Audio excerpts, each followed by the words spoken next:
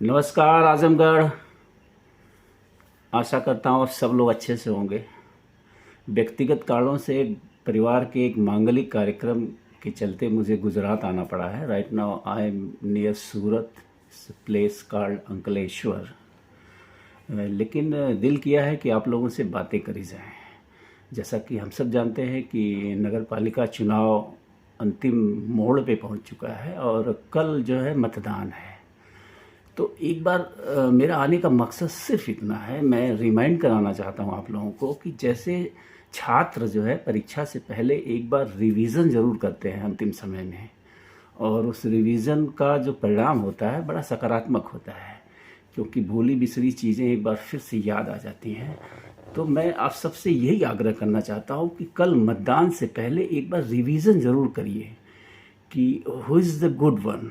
आपके सामने जो भी प्रत्याशी हैं, जो प्रत्याशियों की एक लंबी फहरिस्त है, उनमें कौन सा प्रत्याशी ऐसा है जो आपका वोट पाने का हकदार है। जैसा कि मैं बार बार कहता हूं कि लोकतंत्र में मत जो है वो सबसे बड़ा हथियार होता है, जो आपके समाज को, आपके देश को बदल सकता है।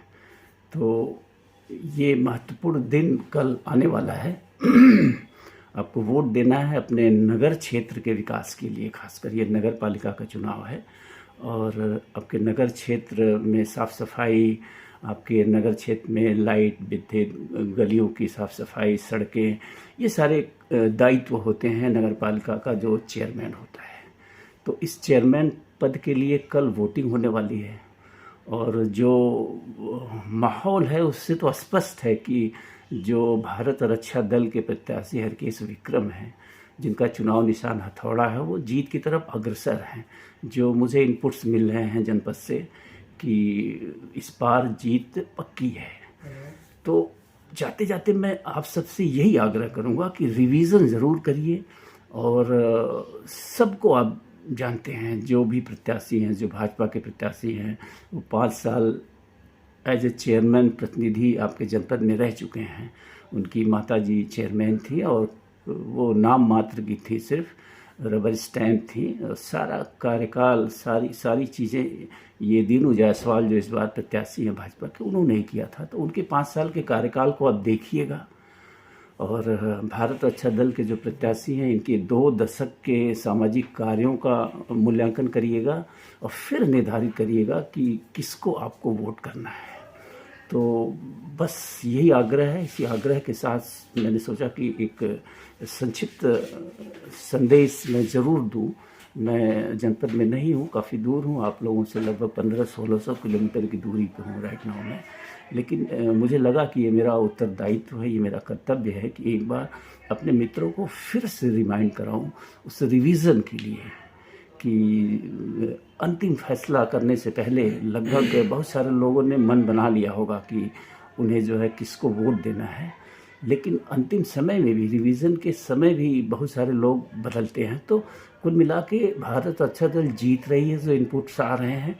तो ऐसे में ज़रूरत है कि बड़ी मार्जिन से, बड़े अंतर से जो है भारत रक्षा दल को जिताया जाए इस बार। जैसा कि मैंने कहा ना कि ये लोकल बॉडी की चुनाव है, इनमें पार्टियों का कोई बहुत महत्व नहीं होना चाहिए। और योग्यता के आधार पे जो व्यक्ति आपके इन क्षेत्रीय मुद्दों से जुड़ा हुआ है, जो लगातार इनके लिए लड़ रहा है, उसे हमें प्राथमिकता देनी चाहिए। तो इस प्राथमिकता के तराजू पे जो मेरा व्यक्तिगत विचार है वो यही है कि भारत रक्षा दल का पलड़ा भारी ही नहीं बल्कि बहुत भारी है। ये हम सबका दायित्व बनता है, भारत रक्षा दल का ये हक बनता है कि उनको जो है चेयरमैन का पद मिले। और हमारा ये कर्तव्य बनता है एज ए वोटर कि हम जो है उनका मार्ग प्रशस्त करें इस जो है चेयरमैन के अध्यक्ष पद तक पहुंचने का। और एक चीज़ के लिए मैं गारंटी ले सकता हूं मौखिक रूप से कि अब तक पिछले 2 दशकों में, खासकर मैं बात करूंगा क्योंकि 2 दशकों का ही अनुभव मेरे पास है, इन 2 दशकों में जो भी प्रत्याशी रहे हैं आजमगढ़ में, उन सबसे बेहतर तो हर हाल में ये भारत रक्षा दल टीम साबित होगी। ये टीम है, आप कह सकते हैं। एक प्रत्याशी को आप नहीं वोट कर रहे हैं। और आपके चुनाव में देखेंगे अन्य जितने भी प्रत्याशी हैं वो प्रत्याशी विशेष हैं।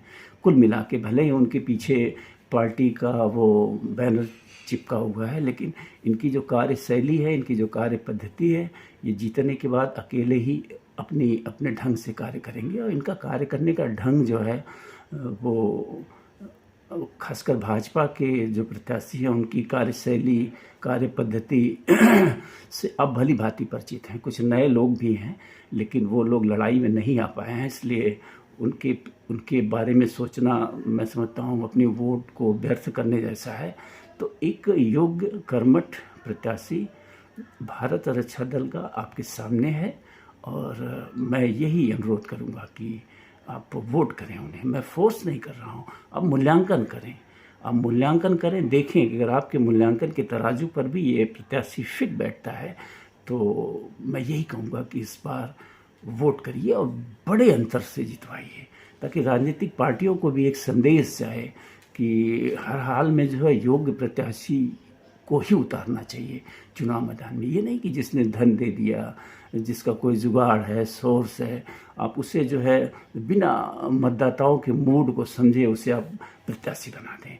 तो ये संदेश पार्टियों तक भी जाना चाहिए, ताकि आगे से वो भी अच्छे और योग्य और कर्मठ लोगों को जो है प्रत्याशी बनाए अपनी पार्टियों से। तो इस बार बम्पर वोटों से जिताने की ज़रूरत है भारत रक्षा दल को। इसी आशा और उम्मीद के साथ जो है मैं जो है आप सबको शुभकामनाएं देता हूं ढेर सारी कल के चुनाव के लिए, और आशा करता हूं कि आप अपने मत का सही इस्तेमाल करेंगे, उचित इस्तेमाल करेंगे इस हथियार का, जो जनपद के नगरीय क्षेत्र के विकास में काम आएगा। धन्यवाद, नमस्कार।